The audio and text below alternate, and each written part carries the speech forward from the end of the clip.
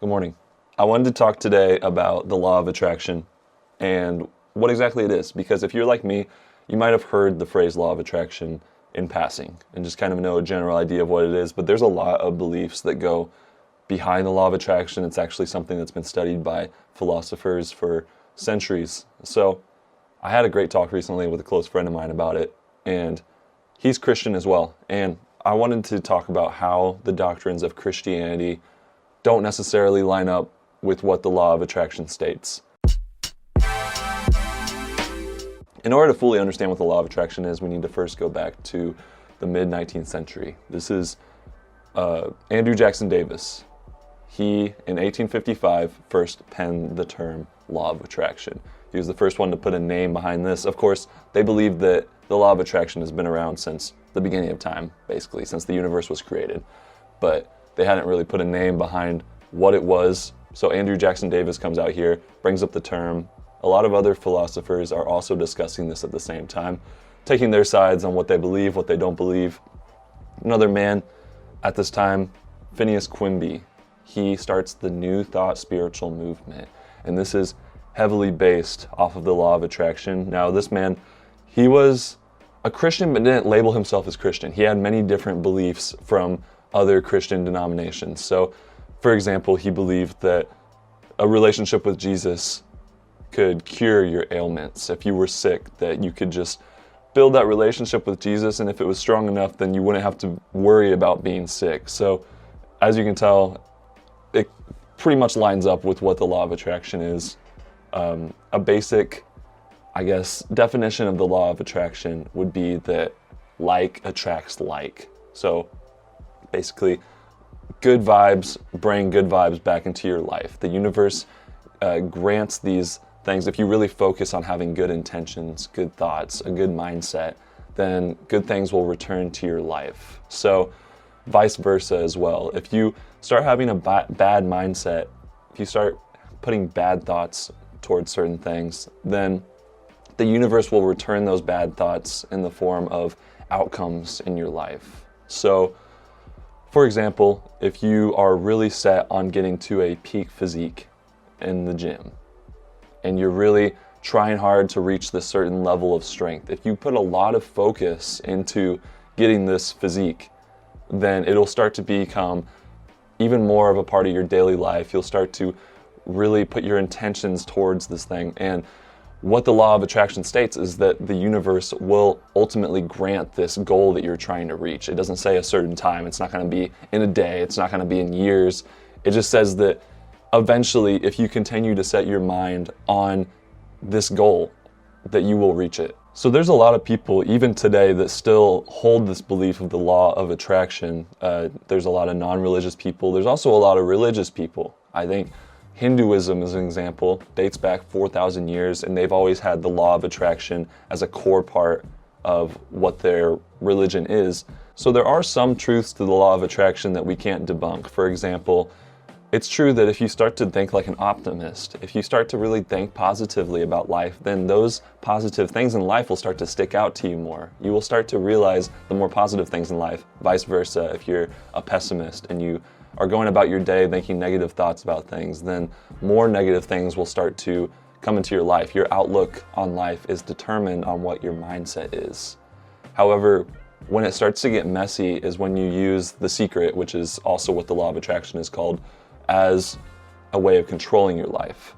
If you start to use it to make your will come true, instead of relying on God's will, you're just using the law of attraction to bring what you want into your own life. This is sort of like a self-fulfilling prophecy. It's like making yourself your own God. And you start to idolize all these things in life, all these short-term gratifications in life, the material possessions, because you're just wanting things that you want to achieve and you're not thinking about what God's plan is for you. Another part of the secret is saying that if bad things happen in your life, it's likely the universe telling you that your thoughts aren't positive enough, that you're focusing too much on the negative things. So that's why bad things are happening. But we need to look at Romans 8:28 and realize that that's not true. Just because bad things are happening in our life doesn't mean that we just have negative thoughts. It's likely for a greater good. God's working something up. He's got plans in mind that the human mind just cannot possibly think of yet, but He's got greater things in store for you. And it's not based on what your mentality is. It's based on what His plan for you is. We also need to consider free will, because free will is something so crucial to Christian doctrine, and it's our choice of loving God. But oftentimes, people with the gift of free will use it wrongly, and this will result in bad things happening. So if there was no bad things that happen in this world with humans, we know that it's part of our human nature, our concupiscence, that we are inclined towards sin. So if there was no sin in this world, if there was no bad decisions in this world, then that would mean that our free will was stripped away from us. And this also takes away our choice of loving God. This is basically making us slaves to God, because we have to be forced to love Him.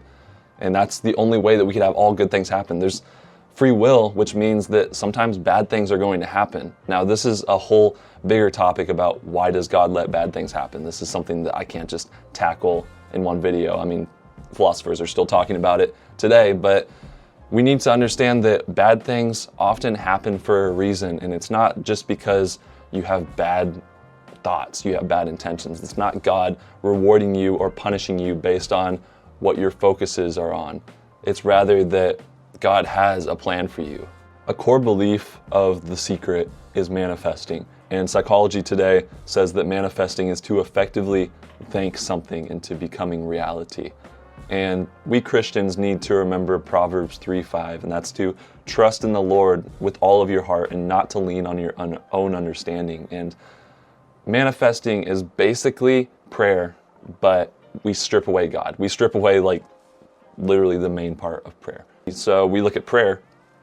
Prayer is requesting, humbly requesting to God things, petitions that we want to happen in our life, because we know that without God, we can't do anything. We rely on God's love and His mercy to grant these things to come true into our life. So whenever manifesting happens, that's basically saying, well, I don't need God to have these things, for the universe to grant these things to come into my life. I can just think about them a lot and they will come true, because my focus is so harnessed on this idea. And once again, it is true that if we really focus our thoughts on something, it's likely that we can achieve it, because we'll start to be thinking more and more about it consciously and subconsciously. But manifestation is making ourselves our own God. And this is just blatantly untrue. We can't do anything without the Lord. There's a Bible verse, John 15:5, that says Jesus is the vine and we are the branches, and without Him we can do nothing. He literally created us. He created the universe, which the law of attraction states has dominion over our lives, which is just untrue. The only thing that has dominion over our lives is Jesus Christ Himself. In the end, we cannot change what our destiny is, what our plan of life is. We need to rely on God instead and trust in His goals for us. We need to trust in what He has in store for us, because His plans for us are greater than we could ever imagine. Love and trust in the Lord with all your heart, all your soul, all your mind. Remember Matthew 22:37. Yes, sometimes bad things can come into your life, but it's not the universe punishing you. It's not God punishing you. Instead, God's got greater plans for you. We just can't even comprehend it yet. Remember the story of Joseph in the Bible in Genesis. It talks about how he was literally sold into slavery by his own brothers. He suffered such a miserable point in his life, but it ended up resulting because he continued to rely on God. He continued to trust in the Lord, and he ended up becoming king of Egypt, which is like amazing. I'm not saying you're going to be king or anything like that. Maybe that's what God has in store for you, but we need to remember that bad things happen in our life for a reason, and that reason we need to rely on God for. We need to believe that God will provide for us, because God is the sole creator of the universe. Thank you guys for watching. Have a great day. God loves you, and so do I.